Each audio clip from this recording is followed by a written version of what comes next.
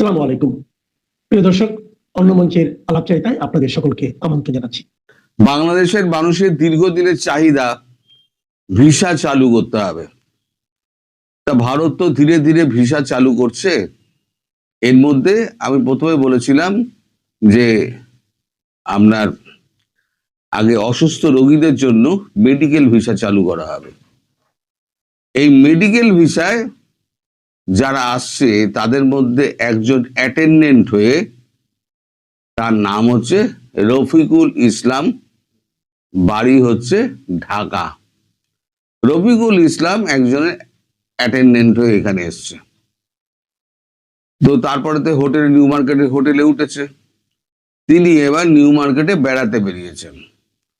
সেখানে আমার পুরো ভিডিওটা আপনাদের দেখাবো কি কাণ্ড হয়েছে, কেন এই ঘটনার আমি করছি। এখন তারপরে ওখানে তিনজন মহিলা রাস্তা দিয়ে বোধহয় যাচ্ছিলেন। ছেলেটি বলে যে রাস্তা ছাড়ুন, রাস্তা ছাড়ুন। মেয়েটি মেয়েরা বলেছে যে আরো তো পাশে রাস্তা আছে, আপনি যান না। তখন বলেছে এটা কি তোর বাপের রাস্তা? নিউ মার্কেটের পাবলিক আপনারা জানেন যে সব সময় লোকজনে ভর্তি। এই যখনই মহিলারা চেঁচামেচি যখন শুরু করেছেন, এই ছেলেটিকে আটক করা হয়েছে। এইবার আপনারা ভিডিওটা দেখুন। ভিডিওটা দেখার পর তারপরে তো আমি আপনাদেরকে পুরো ব্যাপারটা আবার বলবো শেষ পর্যন্ত কি হয়েছে।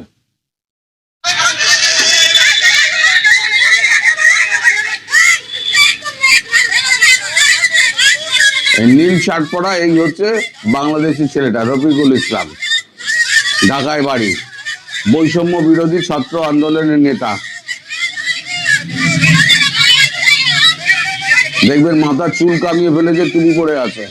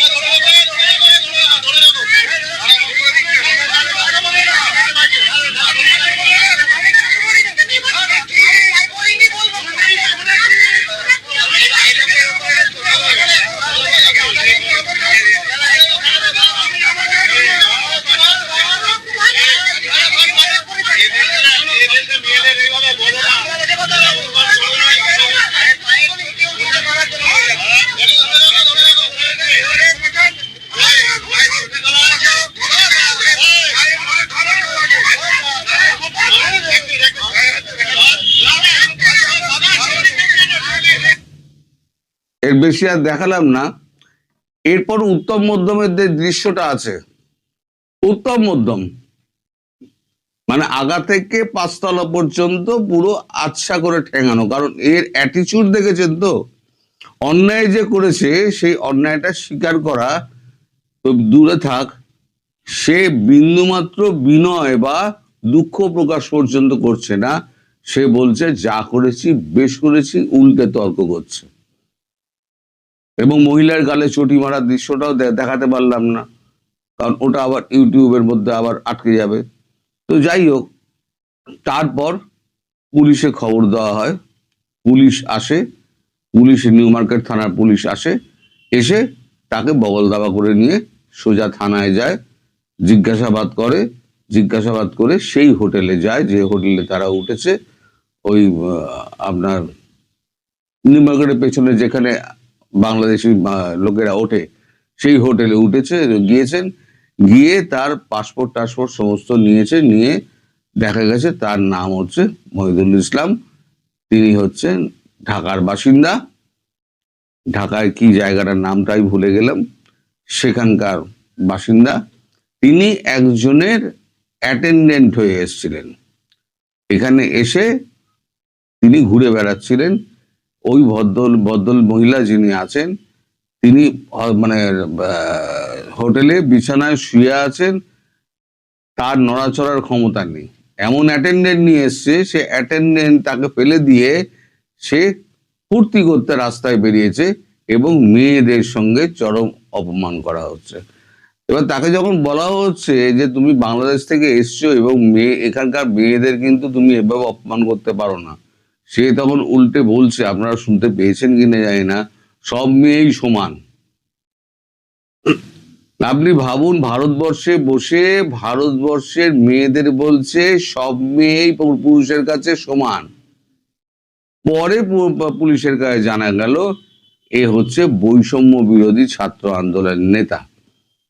আজকে তাকে কোর্টে প্লেস করা হবে এবং যথারীতি তার পাসপোর্টে একটা ধাব্বা দিয়ে তাকে একেবারে দেশে ফেরত পাঠানো। আগে তো জেল হবে, জেল হাজতে আগে তো 3 মাস তো জেল হাজতে খাটবে। মহিলা লিখিত অভিযোগ করেছে, আর মহিলা লিখিত অভিযোগ করলে সেই অভিযোগের মাত্রা কিন্তু আরো বেড়ে যায়, মহিলাদের অভিযোগ আমাদের দেশে। আর সেখানে সাধারণ মানুষ সাক্ষী আছে। পুলিশ যখন এসছে সাধারণ মানুষেরও জবানবন্দি নিয়েছে এবং তাদের নাম ঠিকানাও নিয়েছে, ভিডিওগ্রাফি করেছে এবং ছেলেটি ওখান থেকে তুলেছে।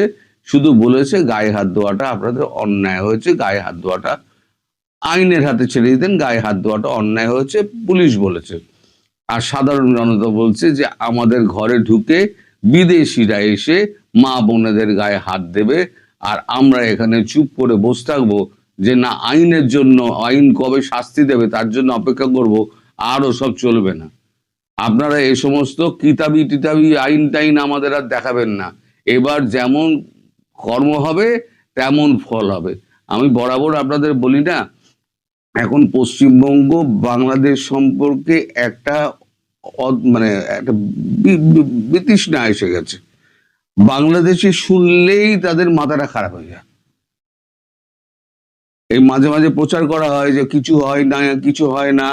এগুলো যারা ব্যবসা করে, লোকজন নিয়ে যাওয়ার জন্য ব্যবসা করে, তারা এই সমস্ত রটায়। আর তারপরে এসে যদি এই সমস্ত কাণ্ড ঘটায়, তাহলে পরে তো তার তো জেল জরিমানা তো নিশ্চিত এবং দেশে ফেরা নিশ্চিত। এবারেতে আপনারা ভাবুন, যাতে এদেশের লোক চিনতে না পারে তার জন্য মাথা পর্যন্ত কামিয়ে ফেলেছে, মাথা কামিয়ে ফেলে টুপি পরে ঘুরে বেড়াচ্ছে। কিন্তু কথায় তো বোঝা যায়, কথায় বোঝা গেছে এবং পরিচয়পত্র বেরিয়ে গেছে, পাসপোর্ট বেরিয়ে গেছে। তার 3 মাসের পাসপোর্টে নিয়ে এসেছিল বোধহয় 7 দিন আগে এসেছিল। আবার এখন প্যাক ট্যাক করে তাকে আদালতে তুলে এখন সোজা জেল হাজত 3 মাস পরে তাকে ফেরত পাঠিয়ে দেওয়া হবে। এবং রুগীটার ক্ষেত্রে কি করবে পুলিশ, এখন পুলিশই জানে, আমরা তো আর জানি না। তবে এই ঘটনাটা আমরা দেখিয়ে দিলাম এই কারণে যে আমি যেগুলো বলি তার সপক্ষে একটা ভিডিও আপনাদের কাছে প্রেজেন্ট করে দিলাম, যে আমি শুধু ফাঁকা আওয়াজ দিই না, যেগুলো বলি সেগুলোর একটা ভিডিও অংশ আপনাদের দেখিয়ে দিলাম। সবাই ভালো থাকবেন। কখনো যেন এই জাতীয় শক্তি মেইন স্ট্রিম না হতে পারে, আমরা সেই কাজটা করতে পেরেছি, তাদেরকে আমরা মেইন স্ট্রিম হতে দেই নাই। আমি বারবার বলেছি যে 2026 সালের 12ই ফেব্রুয়ারি যে নির্বাচনটি হয়েছে তা হয়েছে মূলত একটি সাজানো নির্বাচন, যার মাধ্যমে বিএনপিকে ক্ষমতায় বসানো হয়েছে আর জামায়াত এবং তার শিশুপুত্র এনসিপিকে বসানো হয়েছে বিরোধী দলে। এভাবেই মার্কিন যুক্তরাষ্ট্রের সঙ্গে বাংলাদেশের রাজনীতিকে সাজানো গোছানো হয়েছে। এখন এসব কথা বের হতে শুরু করেছে ইউনূস সরকারের উপদেষ্টাদের মুখ থেকেই। জামায়াত তো বলছেই, কারণ প্রথমে তাদেরকে ক্ষমতায় বসানোর কথা বলা হয়েছিল, মূল্য দেখানো হয়েছিল নির্বাচনে ধরে রাখতে, কিন্তু সেটি ব্যর্থ হয়েছে মূলত ভারতের চাপে।